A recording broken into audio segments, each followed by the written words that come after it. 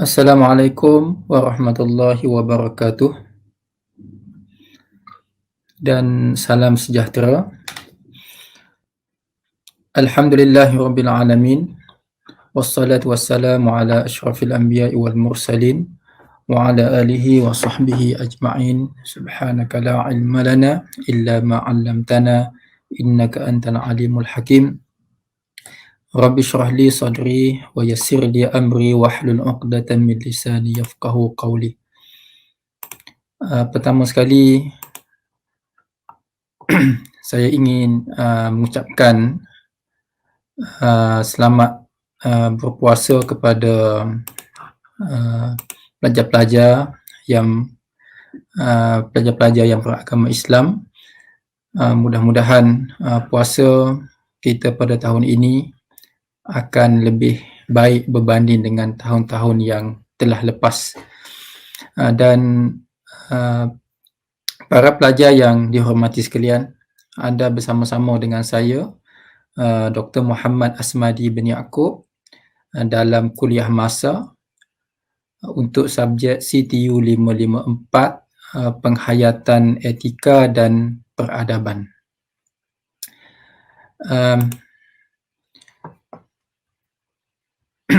Okay, jadi tadi saya dah ucapkan selamat berpuasa kepada semua.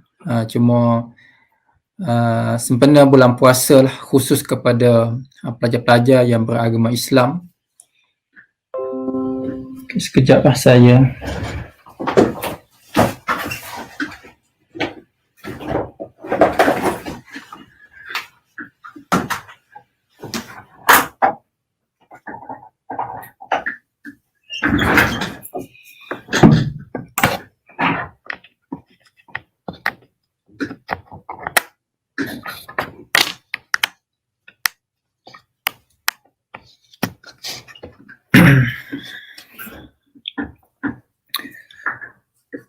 Okey, khusus kepada pelajar-pelajar yang beragama Islam, sebuah hadis yang masyhur lah. Ni sebelum kita masuk kepada kuliah kita, kita renungilah hadis ini, hadis yang masyhur yang biasa orang baca pada bulan Ramadan. Man sama Ramadan imanan wa ihtisaban ghufira lahu ma taqaddama min zambih. Sesiapa yang berpuasa pada bulan Ramadan dengan penuh keimanan dan dengan penuh penghayatan, akan dihapuskan dosa-dosanya yang terdahulu. Jadi kita ambillah peluang ini, mudah-mudahan apabila kita berada ataupun habis Ramadan, semua dosa-dosa kita akan diampunkan oleh Allah. Okey, saudara-saudari pelajar-pelajar yang dihormati sekalian, pada pagi ini ataupun tengah hari inilah, insya-Allah kita akan bincang tentang topik yang ketiga, iaitu berkenaan dengan ataupun etika dan peradaban dalam masyarakat kepelbagaian. Itu tajuk yang ketiga. Okey, kita lihat kepada sedikit sinopsis lah dalam tajuk ini, yang mana fenomena migrasi dan kepelbagaian ataupun diversity tidak dapat dipisahkan dalam mengupas etika dan peradaban dalam masyarakat kepelbagaian. Sebelum kedatangan Eropah ke Asia, pada era prakolonial telah wujud putaran migrasi di wilayah alam Melayu yang telah menemukan peradaban India, China, Timur Tengah dan alam Melayu masing-masing dengan sistem etikanya melalui Selat Melaka. Kepelbagaian ini menjadi lebih kental dan kompleks dengan kedatangan bangsa Eropah melalui perdagangan dan penjajahan yang membawa peradaban dan sistem etika serta nilai Eropah. Tindan lapis setiap unsur etika dan peradaban yang pelbagai ini, Timur dan Barat akhirnya tersulam melalui asimilasi akomodasi, akulturasi dan amalgamasi yang berlaku daripada paras rakyat jelata sehingga ke mercu pemerintahan kesultanan. Melalui migrasi, buruh paksaan wujudlah masyarakat majmuk semasa penjajahan. Pada era pasca kolonial yang berlanjutan ke era globalisasi, sifat kepelbagaian di alam Melayu amnya dan Malaysia khususnya menjadi semakin pekat dan ligat, apatah lagi setelah platform digital terasas membentuk kepelbagaian yang sungguh kompleks yang dipanggil sebagai super diversity dalam setiap era, sama ada pra-kolonial, kolonial dan pasca kolonial. Ini wajah idea dan amalan etika berevolusi bersama penyesuaian dan peradaban-peradaban yang terlibat. Okey, itu sedikit sinopsis lah dalam tajuk ini. Jadi dalam tajuk ini sebenarnya kita cuba untuk mengupas ataupun untuk membincangkan tentang bagaimana kepelbagaian yang wujud dalam masyarakat, khususnya masyarakat di alam Melayu ataupun lebih khusus di tanah Melayu ataupun di Malaysia. Jadi kita akan bincang secara lebih detail. Okey, hasil pembelajaran dan objektif untuk bab ini iaitu yang pertamanya menjelaskan proses pembentukan etika dan peradaban dalam masyarakat kepelbagaian dan menganalisis impak etika dan peradaban dalam masyarakat kepelbagaian. Okey, istilah masyarakat kepelbagaian ini sebenarnya dia merujuk kepada masyarakat yang mempunyai pelbagai etnik, pelbagai bangsa, pelbagai kaum, atau lebih khusus disebut sebagai masyarakat majmuk. Okey. Ini antara kandungan tajuk yang ketiga ini. Kita akan melihat pertamanya pembentukan etika dan peradaban dalam masyarakat yang pelbagai tadi. Kemudian empat komponen etika dan peradaban kita akan lihat dari sudut persekitaran, geofizikal, masyarakat dan demografi, ekonomi dan pasaran, kemudian falsafah dan pemikiran. Okay, yang ketiga adalah tentang Selat Melaka sebagai gelanggang kepelbagaian. Ini kita akan bincangkan secara lebih detail. Kemudian warisan dan pendigitalan sejagat. Kemudian nilai etika dan peradaban dalam tamadun dan peradaban lah, lebih khusus kepada contohnya tamadun Islam. Apa antara nilai-nilai etika peradaban yang utama, kemudian tamadun Melayu, kemudian tamadun Cina dan juga tamadun India dan juga dalam agama Kristian. Okey, ini secara umumlah tajuk ini, dan mungkin dalam kuliah masa ini saya tak sempat nak menyentuh semua sekali. Jadi ada di sana lagi 1 jam. Kemudian para pelajar juga boleh memilih topik-topik tertentu untuk dibuat assignment ataupun pembentangan dalam kelas. Okey. Ini adalah kita dah beberapa kali jumpa tentang maksud etika dan peradaban. Tapi kita ulang baliklah apa yang telah disebutkan sebelum ini, iaitu etika adalah prinsip moral ataupun nilai-nilai akhlak, iaitu adat sopan santun, adab dan sebagainya, yang menjadi pegangan seseorang individu atau sesuatu kumpulan manusia. Ini kita dah bincang secara panjang lebar lah dalam bab 1. Kemudian peradaban. Peradaban ni adalah sistem dan tahap perkembangan sosial sesuatu bangsa ataupun kemajuan sosial dan kebudayaan sesuatu bangsa, ataupun kita boleh sebut juga sebagai tamadun sebagai apa lagi, civilization dan sebagainya lah. Jadi manusia yang beretika,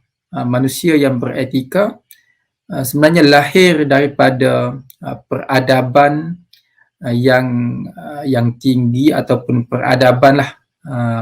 Itu adalah dua perkara yang saya rasa kita dah pernah bincang lah. Okey, kemudian kita akan fokuskan perbincangan kita kepada pembentukan etika dan peradaban dalam masyarakat kepelbagaian. Tadi saya dah sebut ada 4 perkara utama ataupun kita boleh sebut sebagai faktor lah. Dia lebih kepada perkara-perkara ini sekiranya wujud ataupun 4 benda ni dia memberi kesan kepada peradaban dan etika sesuatu masyarakat. Contohnya seperti persekitaran dan beberapa yang tadilah. Okey, sebelum tu ni sebagai ulangan ataupun mungkin kita dah jumpa ataupun kita lihatlah dari segi masyarakat yang mempunyai peradaban ataupun masyarakat yang bertamadun. Di sana sebenarnya terdapat banyak ciri masyarakat yang bertamadun, antaranya adalah seperti wujudnya sistem kepercayaan dan agama, kemudian adanya penempatan kekal ataupun penempatan masyarakat itulah. Yang ketiganya adanya sistem organisasi dan institusi sosial yang teratur.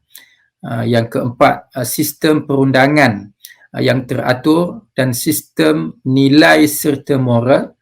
Yang kelima, kelahiran dan perkembangan kreativiti, daya kreativiti. Yang keenam, daya reka cipta dalam penciptaan teknologi dan pembinaan bahasa dan yang serumpun dengan satu sistem tulisan yang tersendiri, dan juga peningkatan kualiti kehidupan dan peningkatan jangka hayat. Ini secara umum ciri manusia yang bertamadun, manusia yang mempunyai peradaban. Okey. Kita lihat kepada yang pertama tadi adalah dari segi persekitaran dan geofizikal. Okey, lazimnya sesuatu etnik mempunyai pertalian sejarah, tradisi dan budaya dengan persekitaran kawasan geografi tertentu. Geofizikal tanah Melayu sebuah semenanjung. Apabila kita sebut semenanjung ini adalah sebuah kawasan yang dilingkungi oleh lautan, tetapi dia bukanlah sebuah pulau. Sebab itu semenanjung tanah Melayu kita lihat seperti jantung pisang. Inilah dari segi dia punya bentuk dalam peta, dan dia bersambung dengan negara Thailand dan memanjang ke sebelah atas lah dengan negara di Indochina, di China dan sebagainya. Okey. Di semenanjung tanah Melayu ni yang dikelilingi oleh lautan ataupun oleh Laut Cina Selatan di sebelah timur, dan juga di sebelah barat oleh Selat Melaka, yang mana sebagai laluan tempat pertemuan dan pergaulan dua peradaban besar dunia, China dan India.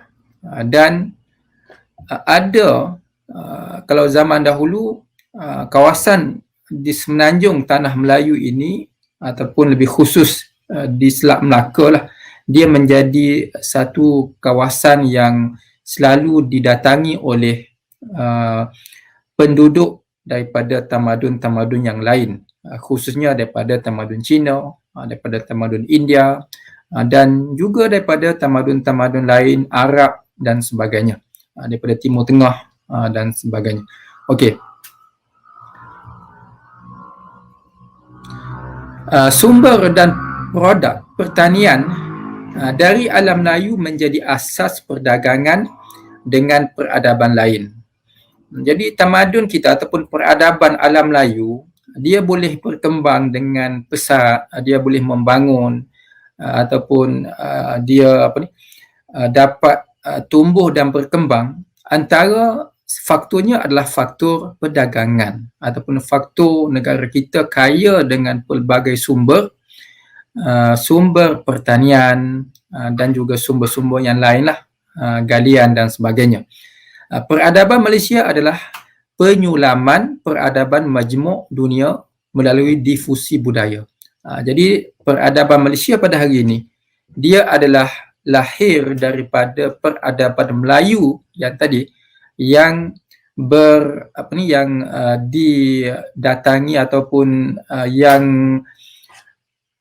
berhubung ataupun kaum-kaum yang lain, bangsa-bangsa daripada tamadun lain tu yang datang ke alam Melayu dan membentuk sebuah masyarakat yang mempunyai pelbagai etnik, pelbagai bangsa, pelbagai budaya. Itu yang disebut sebagai masyarakat kepelbagaian. Okey, itu adalah yang pertama. Maksudnya di sini faktor persekitaran geofizikal telah mempengaruhi perkembangan peradaban dan etika lah dalam tamadun Melayu. Okey, kita lihat yang kedua adalah dari sudut masyarakat dan demografi. Okey, masyarakat itu apa? Masyarakat adalah kumpulan manusia. Masyarakat bermaksud kumpulan manusia yang hidup bersama-sama di sesuatu tempat dengan aturan dan cara cara tertentu.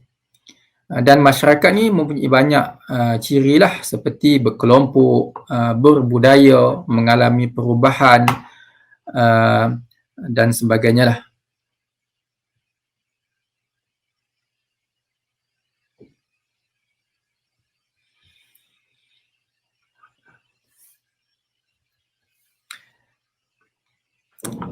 Masyarakat plural adalah terdiri daripada pelbagai bangsa yang membentuk satu kependudukan sebagai komuniti-komuniti yang berasingan.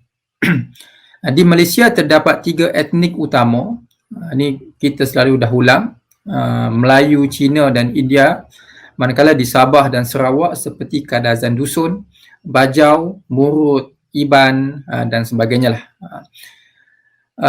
Kewujudan masyarakat plural adalah sejajar dengan penjajahan yang datang ke tanah Melayu yang pada masa dahulu dengan membawa masuk semua kaum tersebut untuk memenuhi peluang pekerjaan. Ini kita dah belajar dari segi sejarahnya macam tu. Dari segi sejarah, masyarakat, kewujudan masyarakat majmuk lah, masyarakat yang kepelbagaian pada hari ini, dia banyak faktornya.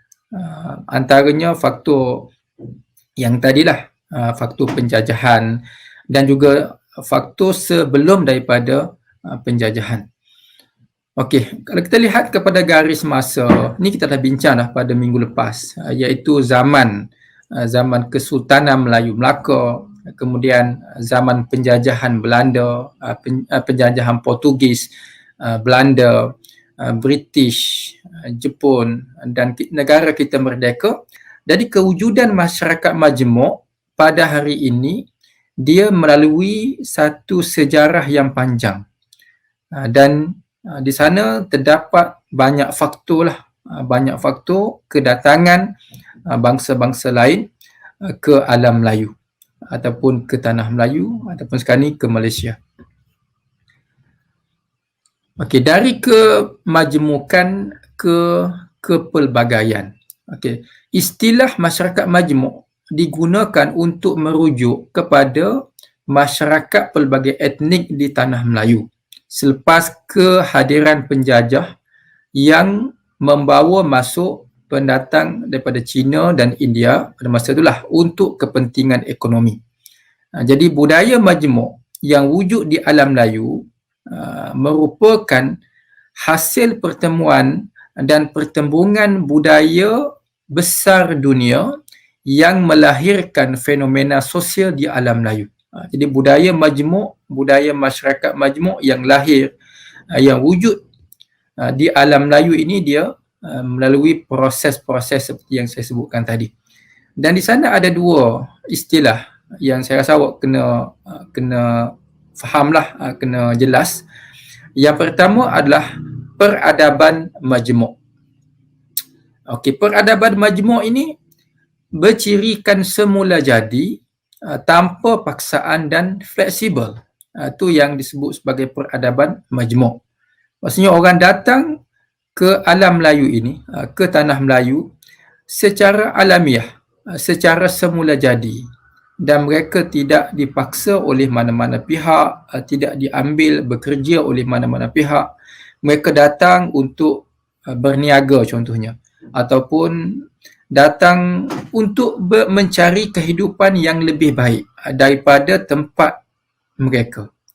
Perkara ni berlaku sebelum daripada penjajahan. Sebelum daripada penjajahan British khususnya, masyarakat peradaban majmuk ini berlaku. Jadi di alam Melayu, orang yang datang ke alam Melayu pada masa itu, mereka datang secara sukarela, secara tidak dipaksa oleh mana-mana pihak, dan mereka happy lah. Mereka happy berada di alam Melayu, di tanah Melayu, dan mereka menjadi sebahagian daripada rakyat, boleh berinteraksi, boleh ada di kalangan mereka yang berkahwin dengan penduduk setempat. Berlakulah interaksi dan juga istilah asimilasi dengan masyarakat setempat. Okey, yang kedua adalah masyarakat majmuk. Okey, masyarakat majmuk ini adalah bercirikan pemaksaan dan perbezaan. Okey, bangsa ataupun etnik majmuk, pelbagai kaum itu wujud, tetapi dia wujud disebabkan oleh pemaksaan. Disebabkan oleh pemaksaan di sini bukanlah paksa yang kita faham, tetapi adanya sistem yang teratur, yang mengambil, kita kata, bangsa-bangsa lain untuk datang ke alam Melayu, sama ada untuk bekerja, dan akhir sekali mereka telah menjadi sebahagian daripada penduduk di tanah Melayu ataupun di Malaysia lah kalau pada hari ini. Okey, itu adalah dua istilah yang saya rasa awak kena jelas lah. Okey, kemudian yang ketiganya adalah ekonomi dan pasaran. Jadi sesebuah tamadun ataupun sebuah peradaban dan juga etika itu dia boleh berkembang disebabkan oleh ekonomi dan juga pasaran. Kalau era prakolonial, masyarakat Melayu mengamalkan kegiatan ekonomi sara diri, iaitu kegiatan ekonomi masyarakat yang paling asas dan hanya cukup untuk menampung keperluan diri dan keluarga. Itu secara umumnya macam tu. Pada zaman Kesultanan Melayu Melaka, kegiatan perdagangan menjadi kegiatan terpenting dalam masyarakat disebabkan keadaan kehidupan yang masih mundur dan tradisional. Jadi masyarakat Melayu bukanlah, kita kata, lebih kepada sara diri sahaja pada masa itu. Ada juga yang berniaga, ada juga yang pergi ke tempat-tempat lain sebagai pedagang, dan mereka itu telah berkomunikasi dengan masyarakat di tempat-tempat yang lain. Dan juga sebab itu alam Melayu ini lebih dikenali, dan perkataan Melayu itu lebih dikenali oleh bangsa lain berbanding dengan etnik-etnik yang lain. Sebab itulah di Asia Tenggara lah, kita kata, di Nusantara ini banyak sebenarnya etnik. Melayu itu sebahagian daripada etnik-etnik yang ada, tetapi nama Melayu itu lebih popular, lebih famous, digunakan ataupun lebih dikenali oleh masyarakat luar, disebabkan oleh bangsa Melayu itu satu bangsa yang sangat proaktif dalam aspek perdagangan, dan mereka banyak menghuni ataupun penempatan mereka di kawasan-kawasan yang mudah didatangi oleh bangsa-bangsa ataupun orang daripada luar. Jadi apabila orang datang ke sini, orang lebih mengenali bangsa Melayu terlebih dahulu. Dan sebab itulah nama kawasan ini dikenali sebagai Alam Melayu, ataupun orang Inggeris memanggil dengan The Malay Archipelago, iaitu Kepulauan Melayu. Okey, itu sedikit sebanyaklah. Pada era kolonial, British dilihat terus menguasai kegiatan ekonomi negeri-negeri di Tanah Melayu dengan pembukaan lombong biji timah dan ladang getah serta kemasukan tenaga buruh secara besar-besaran daripada China dan juga India. Pada era pasca kolonial, kerajaan telah menjalankan strategi penyusunan semula masyarakat untuk menyelesaikan kedudukan yang tidak seimbang dari segi penguasaan ekonomi dalam kalangan kaum dan menggalakkan kemajuan ekonomi semua golongan masyarakat agar jurang perbezaan antara masyarakat dapat dihapuskan.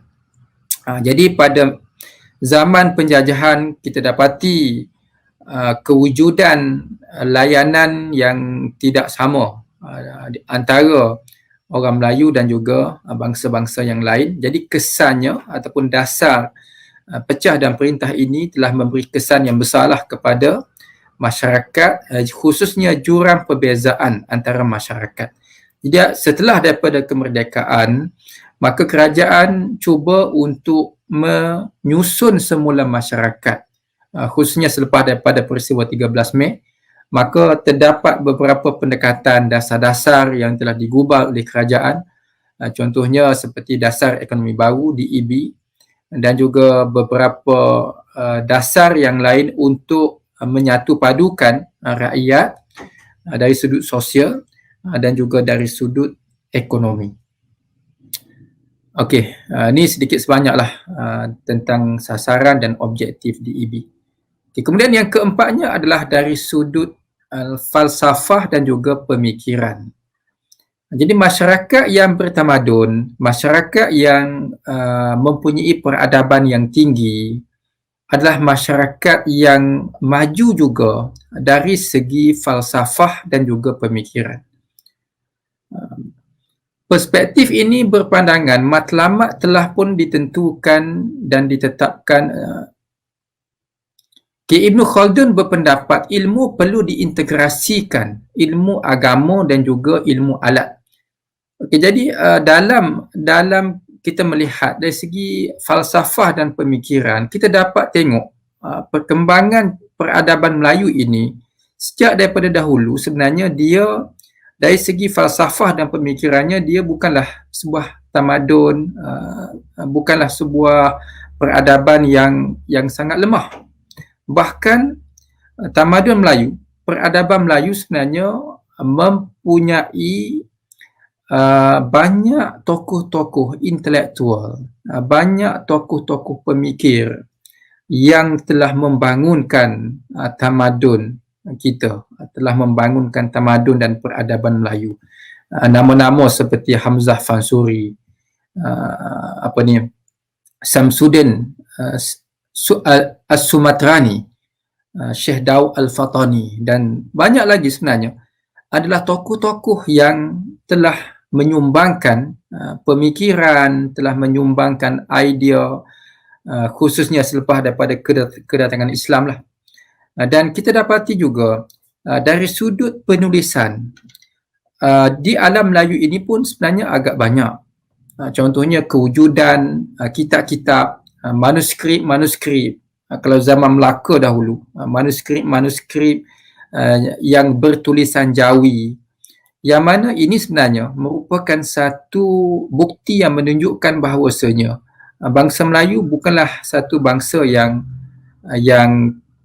mundur, tetapi kita mempunyai ramai para intelektual, para pemikir yang telah membangunkan tamadun, membangunkan peradaban di sinilah di alam Melayu ni. Okey, kita lihat kepada subtopik yang seterusnya, iaitu Selat Melaka sebagai gelanggang kepelbagaian. Jadi masyarakat majmuk tadi, masyarakat yang pelbagai kaum itu, dia wujud disebabkan oleh faktor-faktor yang sebahagiannya saya dah sebutkan tadilah. Dan salah satu faktor yang memainkan peranan masyarakat kepelbagaian ini adalah semasa tamadun peradaban Melayu ini mencapai kegemilangan, khususnya pada zaman tamadun Melayu Melaka ataupun peradaban Melayu Melaka, maka kita dapati di alam Melayu ni, bukan setakat di kota Melaka sahaja sebenarnya, tetapi di alam Melayu ini didatangi oleh pelbagai bangsa, pelbagai kaum, dan berlakunya interaksi budaya dan interaksi masyarakat pada masa tersebut. Dan sebahagian daripada mereka, sebahagiannya telah terus menetap di alam Melayu ini dan berlakunya asimilasi dengan penduduk setempat. Sebab itu kalau kita lihat dari segi bangsa Melayu sendiri pun banyak daripada, kita kata, keturunan daripada, contohnya daripada Arab, daripada India, daripada Cina dan sebagainya. Jadi dia teradun di alam Melayu. Ini adalah kita dapat lihat pada hari ini. Okey, hubungan interaksi yang berlaku ini dalam lingkungan budaya yang sama. Budaya yang sama ni contohnya seperti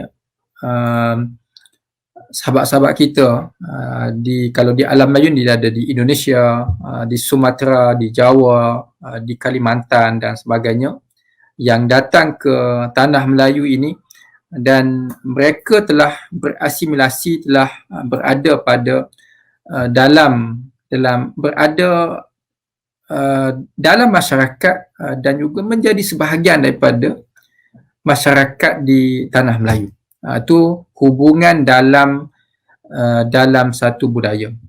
Kemudian hubungan dalam budaya yang berbeza, seperti bangsa daripada India, bangsa daripada Cina contohnya, yang datang ke alam Melayu dan mereka dapat berinteraksi, boleh hidup bersama dan berlakulah di sana kewujudan masyarakat yang pelbagai tadi, pelbagai budaya dan juga pelbagai agama. Okey, kemudian Kesultanan Melayu Melaka, kita dapat tengoklah bagaimana peradaban Melayu ini berkembang. Zaman Melaka ni, perkara ni saya rasa awak semua dah belajarlah. Tingkatan 3 ada, tingkatan 4 ada sejarah yang menceritakan tentang kegemilangan kerajaan Melayu Melaka. Jadi faktor-faktor kegemilangan itu yang menyebabkan orang semakin ramai datang ke alam Melayu, datang ke Melaka, datang ke negeri-negeri lain lah.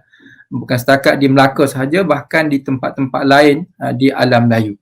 Jadi wujudnya kepelbagaian masyarakat hasil daripada kegemilangan Kesultanan Melayu Melaka pada masa tersebut.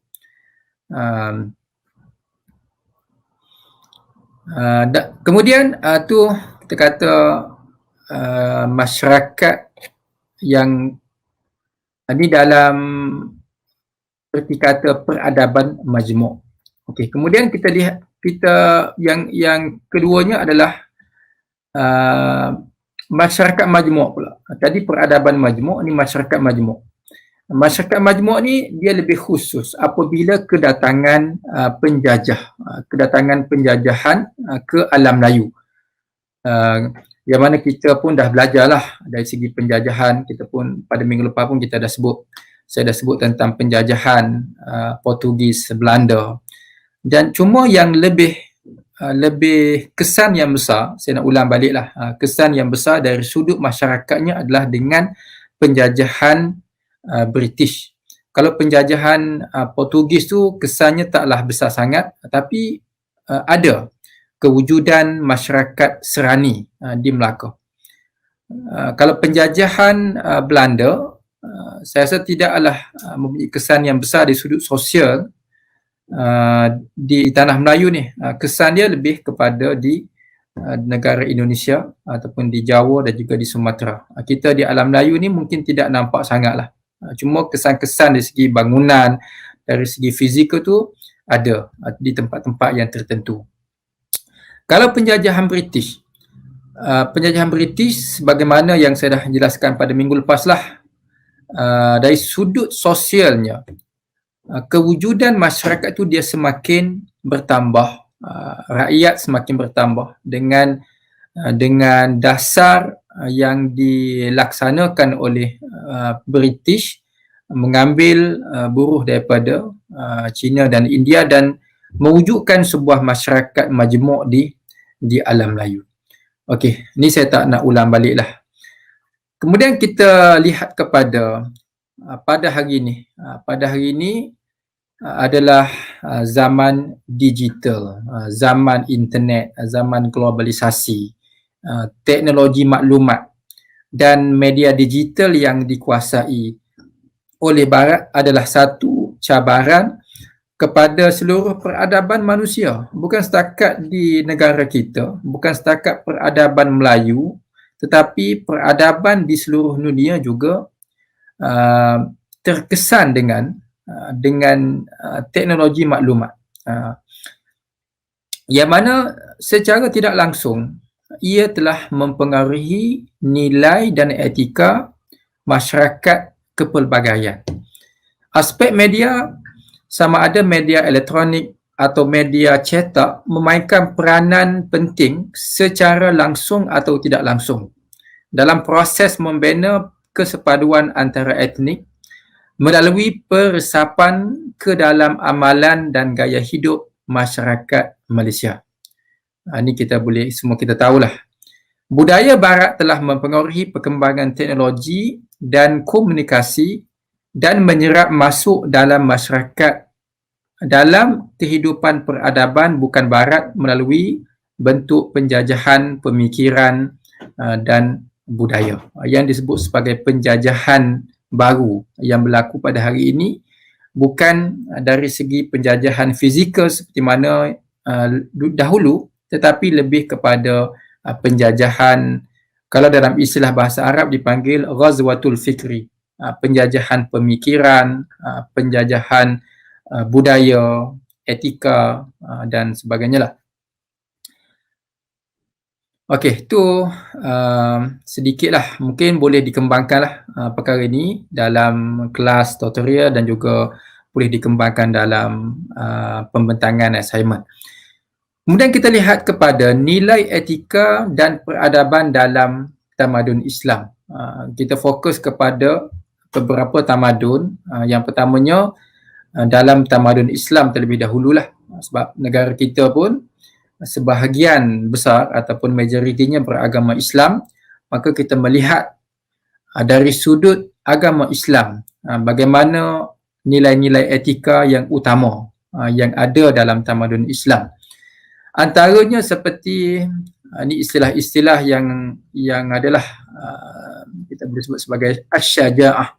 Syaja'ah dalam kamus bahasa Arab bererti keberanian ataupun keperwiraan, iaitu seseorang yang dapat bersabar terhadap sesuatu jika dalam jiwanya ada keberanian menerima musibah atau keberanian dalam mengerjakan sesuatu. Jadi sifat berani ini ataupun merupakan suatu perkara yang sangat diperlukan kepada seseorang lah. Kalau dalam Islam, kita kena berani, kita kena dalam kehidupan kita ni kita kena berani untuk meneruskan kehidupan.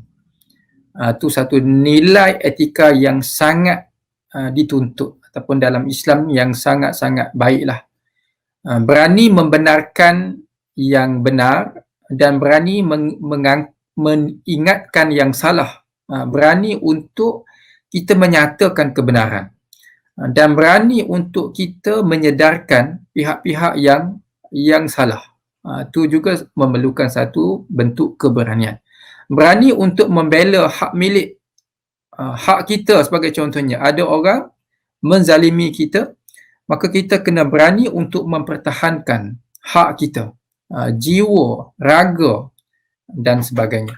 Berani membela kesucian agama, berani sampai sanggup mati untuk membela agama, mempertahankan agama, mempertahankan Islam. Itu dalam agama Islam. Dan banyak lagi lah keberanian-keberanian yang ada, yang diperlukan lah bagi.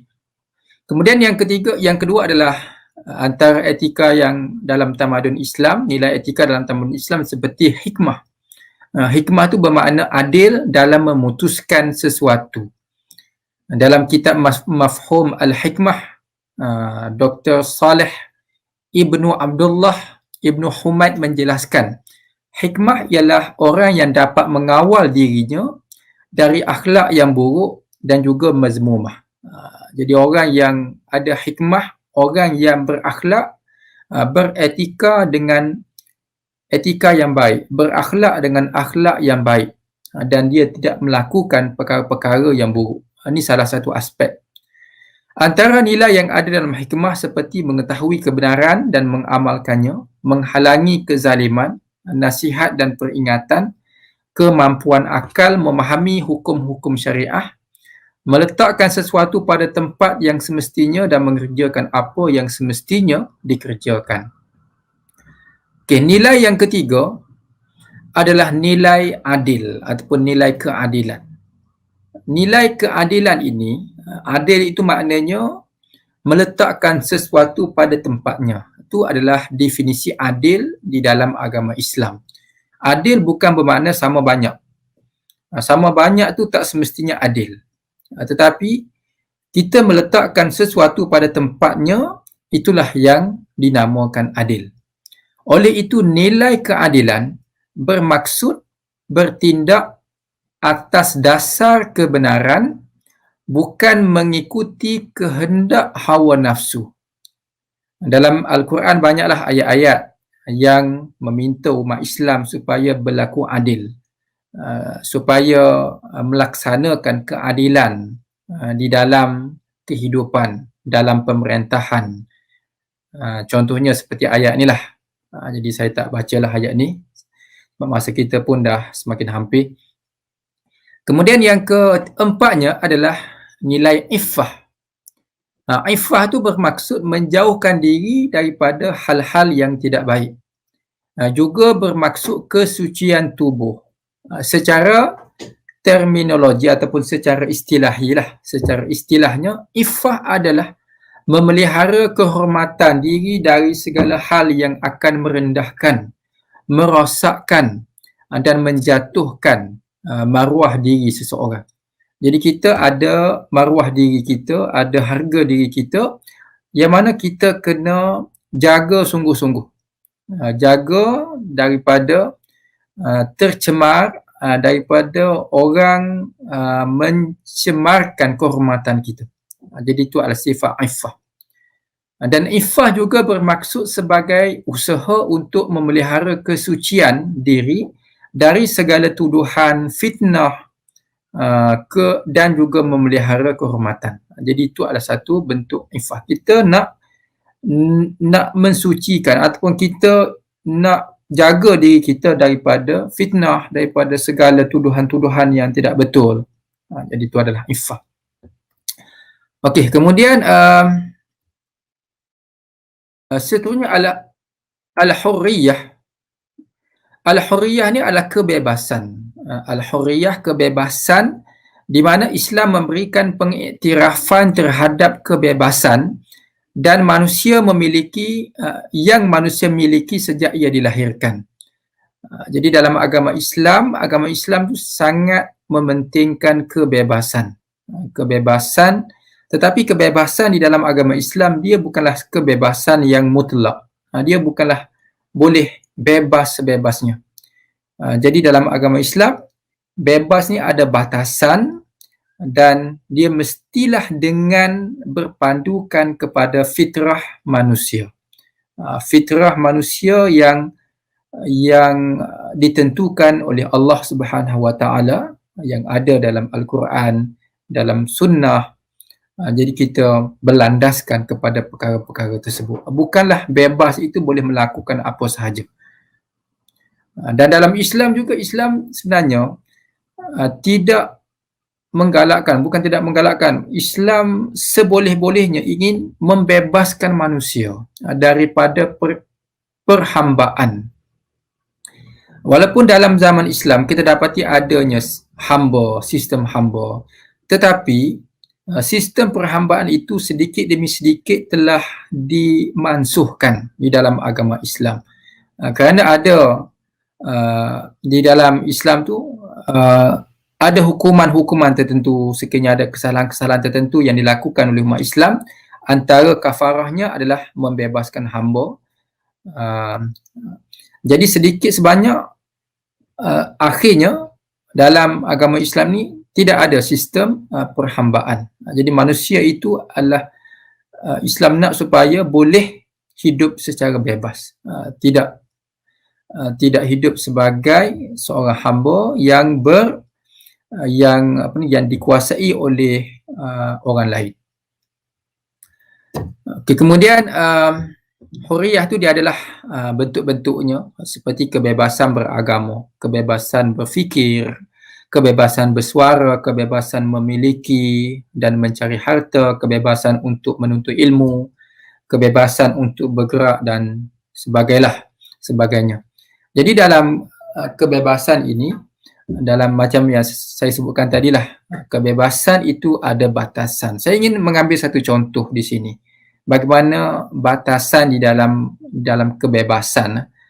Saya ambil satu bentuk kebebasan berfikir. Kita boleh berfikir, tetapi dalam Islam berfikir pun ada batasan. Tidak semua benda boleh difikirkan. Sebab ada satu hadis Nabi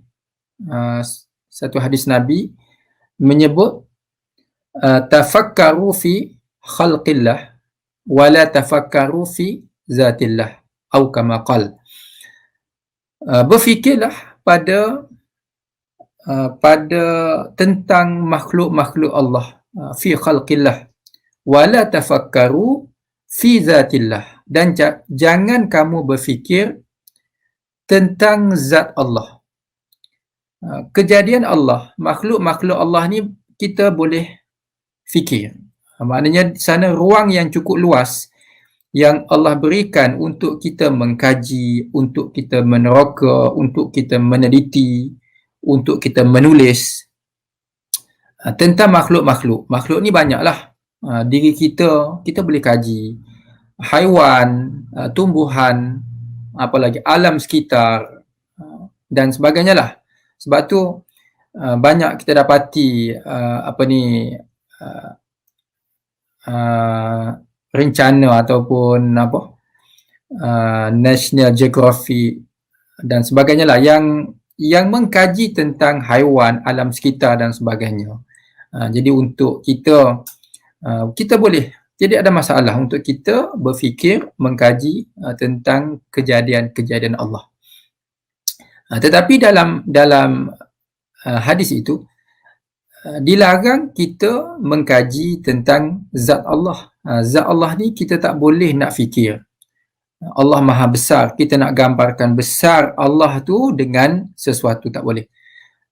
Tinggi, kita nak gambarkan dengan tinggi sesuatu, tidak boleh. Jadi zat Allah Subhanahu Wa Taala tidak boleh difikirkan. Tidak boleh difikirkan kerana akal manusia tidak mampu untuk berfikir tentang zat Allah Subhanahu Wa Taala. Okey, jadi saya rasa saya berhentilah setakat ini dan saya bagi peluanglah kepada pensyarah-pensyarah yang akan mengendalikan kelas selepas daripada ini, mungkin boleh panjangkan perbincangan dalam etika dalam peradaban contohnya peradaban Melayu. Banyak juga dalam peradaban Melayu kita dapati nilai-nilai etika yang baik yang lahir ataupun digambarkan dalam dalam tertentulah dalam apa orang panggil contohnya melentur buluh, biarlah dari rebung dan sebagainya. Jadi ni adalah suatu perkara yang sangat baik yang boleh kita bincangkan selepas daripada ni. Dan begitu juga dalam tamadun-tamadun lain, dalam tamadun Cina, dalam tamadun India, dalam tamadun ataupun dalam agama Kristian, di sana banyak juga nilai-nilai, etika-etika yang baik yang mungkin kita boleh bincangkan selepas daripada ni dalam kelas masing-masing. Jadi untuk artinya dalam bab 3 ini kita lebih fokuskan kepada bagaimana hubungan etika dan juga peradaban. Dan kita bincang dalam peradaban Islam, peradaban Melayu, Cina dan juga India, dan bagaimana peradaban ini dia boleh berkembang dan dia boleh wujud dan juga berkembang. Jadi ini adalah perbincangan dalam bab 3 dan untuk akhirnya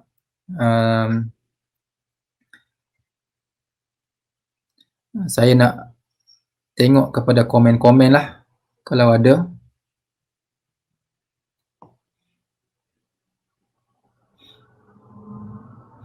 Okey, tak ada lah. Okey, terima kasih kepada para pelajar yang telah mengikuti kuliah masa pada hari ini. Mudah-mudahan kita boleh berjumpa pada masa-masa yang lain. Dan saya akhiri kuliah masa pada hari ini dengan lafaz yang mulia. Assalamualaikum warahmatullahi wabarakatuh.